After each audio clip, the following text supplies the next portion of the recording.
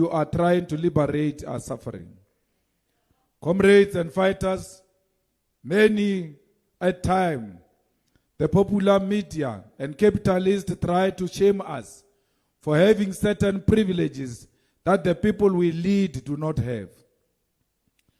What escaped them is that despite the advantages we have in society, we continue to champion the struggle of the poorest of the poor, because we know that our happiness is incomplete while those we love, the masses of our people, are suffering. The leaders of the Feast Must Fall generation were registered students who knew that their education is incomplete while other students are unable to access education. They didn't have to be unregistered for them to fight for those who are unregistered. Even when they were privileged and registered students, they continued to fight for those who were not registered because they love an African child. The African lawyers and academics who led the struggles against apartheid did not face the same challenges as ordinary people, yet they did not hesitate to sacrifice their privilege to free Africans. Today, the EFF, led by parliamentarians who have unlimited airtime and unlimited data, led a struggle to oppose the expiration of data and airtime, because despite our privilege, we know where we come from and who make us who we are. I want to state it here and categorically, in case anyone is confused. The EFF is led the charge to defeat the expiry of data and airtime when no one else would. And ICASA has now agreed with the EFF that data and airtime must not expire. It is this EFF that fights for the insourcing of security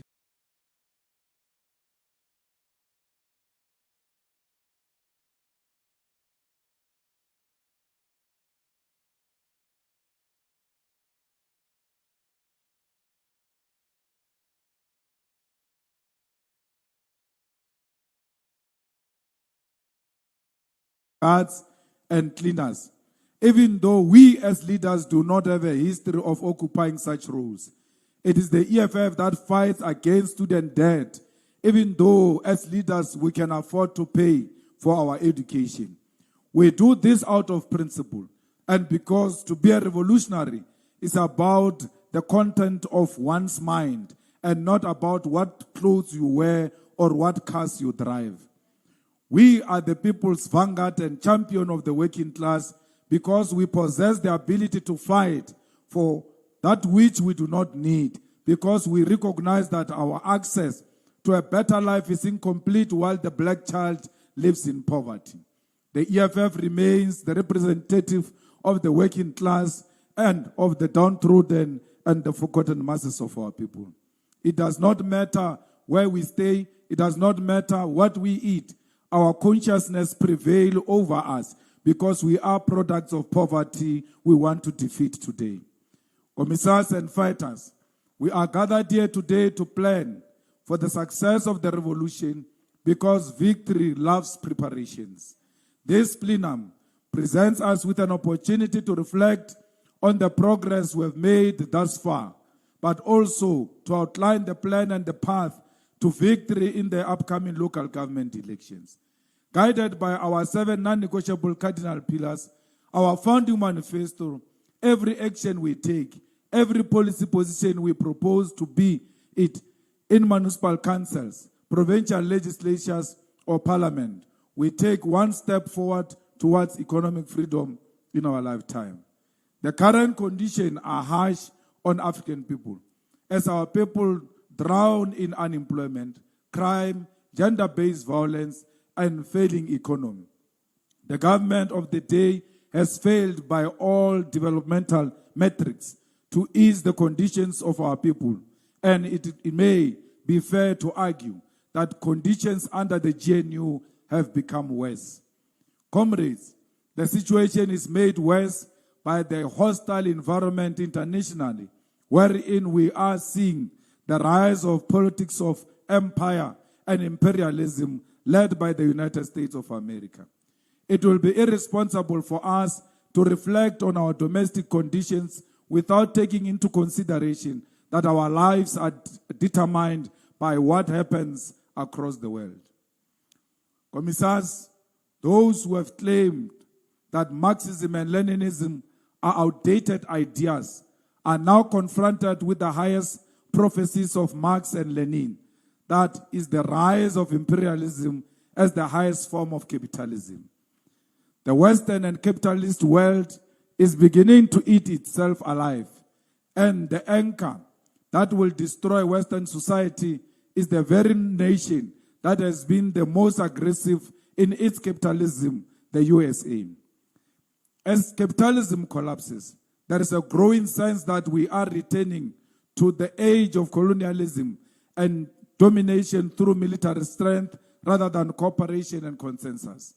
The stage we are in is what Lenin refers to as the final stage of capitalism, destiny of crisis and collapse. The USA is currently in pursuit of territorial divisions of the world in order to control global markets and provide greater influence of global corporations over the natural resources of society. It is a nation led by paranoid and possibly mentally ill individual who has no regard for international law, for the logic of economy, and for the science of politics.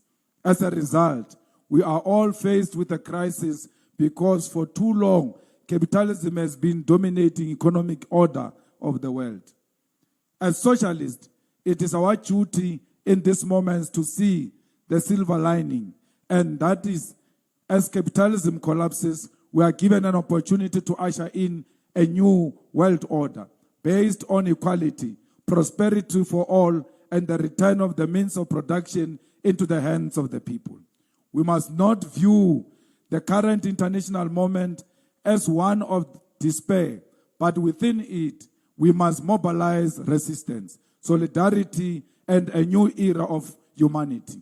This new era is one where the USA no longer exists as the so-called leader of the free world. It is a new era where humanity must speak boldly against the presence of US military bases in foreign countries. It is a new era wherein we must divorce the global economy from dependency on the dollar. It is an era where we technological advancement and military capacity must be built by all nations so that we can defend ourselves against the threat of US imperialism. Comrades, inasmuch as Donald Trump is a manifestation of tyranny and fascism, he is not a major departure from the core of what represents the character of the USA. The USA has always been imperialistic. The USA has always been a destabilizing force in the world. What has changed is that the leader of the USA today pursue the destructive policies of the USA openly without pretending to be seeking peace. Donald Trump is the naked face of what the USA has always been: violent, imperialist, and evil. It was the president of the USA, Truman, who dropped the atomic bomb on innocent people in Hiroshima and Nagasaki in Japan, killing more than 200,000 people. It was Johnson of the USA who invaded Vietnam and under his authority undermined the human rights. It was George Bush who led the disinformation campaign that Iraq and Afghanistan had weapons of mass destruction in order to justify causing instability in those nations in order to steal their oil. Fellow fighters, it was Barack Obama who orchestrated the death of brother leader Muammar Gaddafi. Until today, Libya has not recovered and our African brothers are sold in a slave trade in that region. I say this to highlight to you that Donald Trump is simply continuing a tradition of violence as foreign policy by the USA. When Trump invaded Venezuela and kidnaps Nicolas Maduro, he is continuing a tradition of violence as foreign policy. When Trump bombs Nigeria, bombs Iran, and finds genocides of people of Palestine by Israel, he is continuing U.S. policy of violence as a means to entrench U.S. imperialism. I've said this before, that any expectation that after Donald Trump's term comes to an end, that our relationship with the USA will stabilize is misplaced. Donald Trump is an extension of a history of destructive U.S. foreign policy, and as long as South Africa stands with Palestine, then we will never know peace.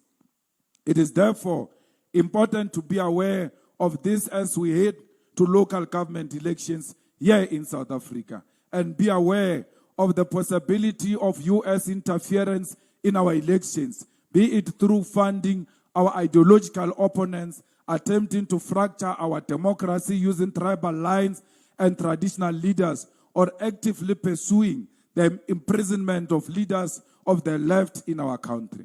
This election is not one that will be purely domestic, especially considering the propaganda machinery deployed against South Africa of a non-existent white genocide. We must begin to prepare ourselves for the worst, as the USA is determined to punish South Africa for standing up against apartheid Israel. We must never surrender, even in the face of imperialism or death. We must never be shaken, and we must never compromise our sovereignty to please the United States of America. Commissars and fighters, the conditions facing our people in South Africa have become more dire. That starvation has become a prominent cause for death. Central to the crisis confronting our nation is collapsing municipalities which are unable to conduct basic service delivery and have become increasingly dependent on tendering and consultancy firms.